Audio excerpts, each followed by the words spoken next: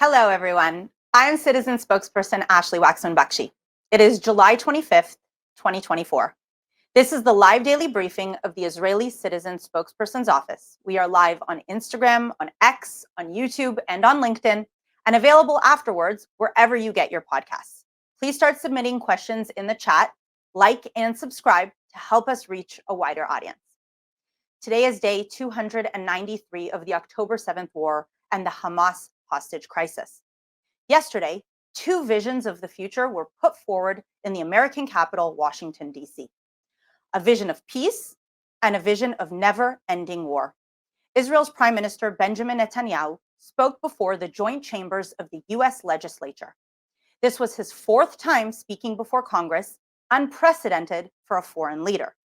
The Prime Minister spoke of victory over the Hamas rapists and murderers, and of removing their ability to again harm the people of Israel. He spoke of Hamas's Iranian backers and the wider war of Iran's radical mullahs against Israel and against stability and moderation in the Middle East. He spoke of peace on Israel's borders, demilitarization and de-radicalization in the Gaza Strip, cooperation with peaceful Arab states in the region, and expanding the Abraham Accords into the Abraham Alliance. And he reminded Americans that the same forces that threaten Israel also threaten America. Israel's enemies are America's enemies. Our triumph over hate will be America's victory. As Prime Minister Netanyahu again put it, when we fight Hamas, we fight Iran. When we fight Hezbollah, we fight Iran. When we fight the Houthis, we fight Iran. When we fight Iran, we are fighting the most radical and murderous enemy of the United States of America. We are not only protecting ourselves, we are protecting you. And as if on cue, much of what Israel's leader described was on display right outside the building where America's leadership was gathered.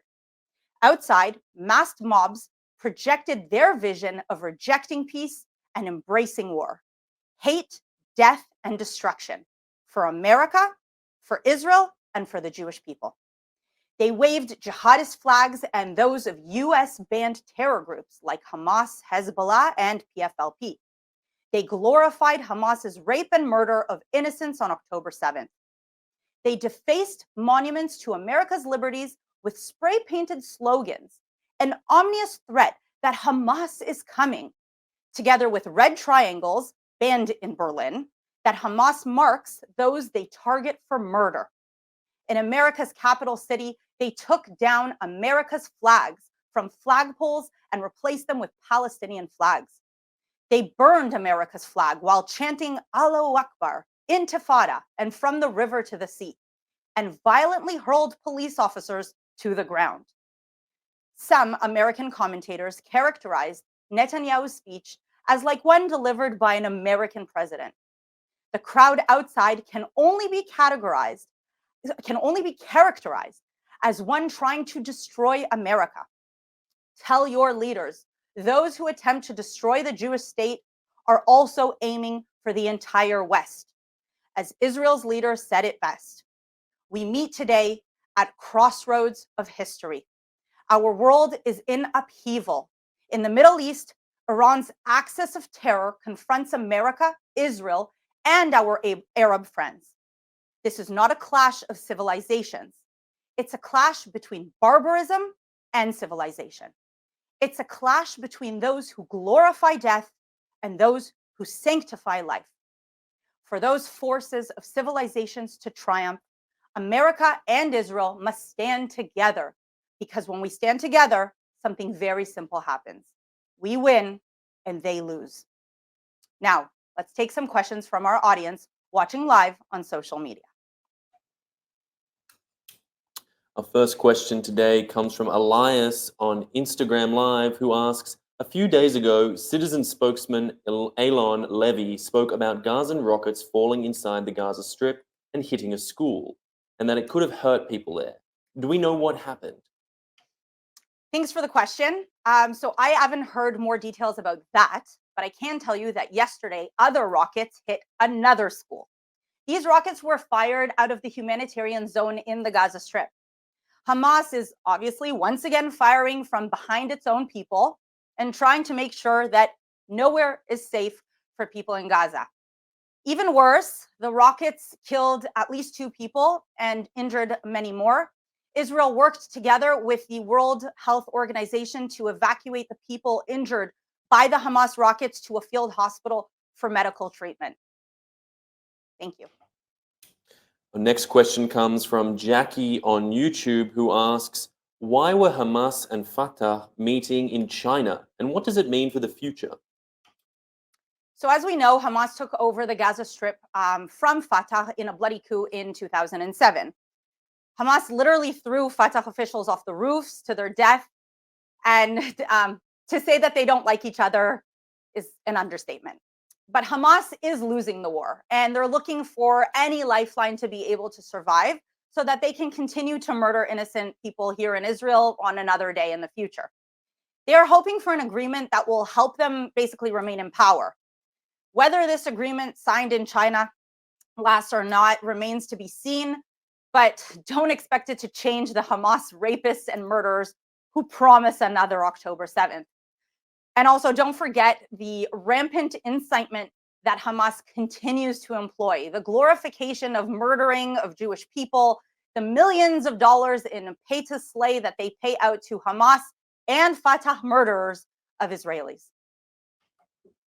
The next question comes on Instagram Live from Cindy Morris, who asks, the mainstream media here in the US did not post the flag burning and Hamas chants, reporting the protests as peaceful. How can we change this reporting? I think my best answer for you is one, reach out to the networks and petitions, and secondly, just get this information out on social media as much as you can. Even if you think that you don't have many followers, you posting something and sharing it means your friends might share it too, and you don't know the trickle down effect and where those tentacles can reach. We have, as was unlike in the past where we had to rely on traditional media for our information, today we luckily have social media. So use your voice, use your platform, even if you think no one is following. Ask your family and friends to share. That's what we can do from a civilian standpoint, and that's what I try to do on my social media every day. The next question comes from Lisa Smith on Instagram Live, who asks, where are we with the hostage negotiations? So, Lisa, that's a great question. Basically, the negotiations are still ongoing, and I hope, I'm a family member of a hostage. My cousin, Agam Berger, she's 19 years old, and she is one of the hostages still held so brutally in captivity by Hamas. We are hoping that Benjamin Netanyahu's visit to Congress and those meetings, those side meetings that are happening now, can help push forward a deal. There are still certain aspects that Israel needs to ensure that it is securing its security and defense in order to make that deal happen. But I honestly believe that we are the closest we have ever been, and let us just continue to pray that a deal will happen very shortly. Our next question comes from Abe on YouTube Live, who asks, where was Kamala Harris during last night's address by Prime Minister Netanyahu? Her duty was to preside over the address. So Kamala, as you know, was not there, and Nancy Pelosi was also not there. I try not to get into internal American politics. I'm an Israeli. As an Israeli, I feel that it was a mistake that she was not there.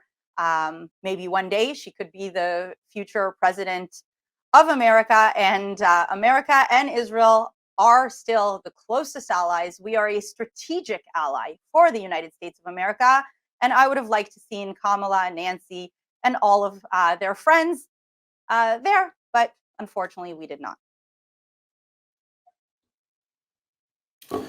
Our next question comes from Yael on X, who asks, I know this question gets asked a lot, but are there any changes happening on the northern border? Has anything changed in the situation with Hezbollah?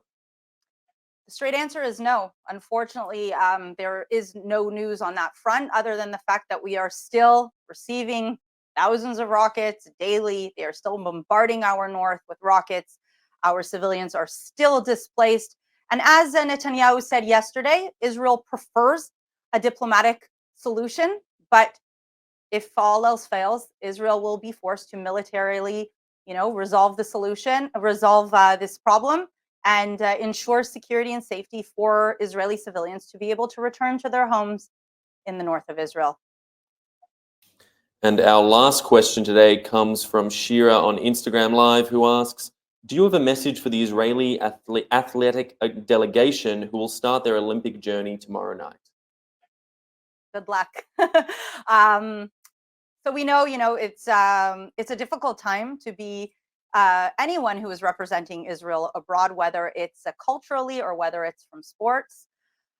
And, we wish them the best of luck. I am really hoping that we see a few gold medals and show the world that we won't be silenced and we won't be boycotted, and we will continue to participate in all cultural events, in all sporting events. And I encourage you to be loud and proud wherever you are in the world supporting the Israeli Olympic team. I will be there myself. Thank you very much. That is all the time that we have for today. As always, we will be here again next week, starting on Sunday, 3 p.m. Israel time, 8 a.m. Eastern Standard Time. Have a wonderful weekend.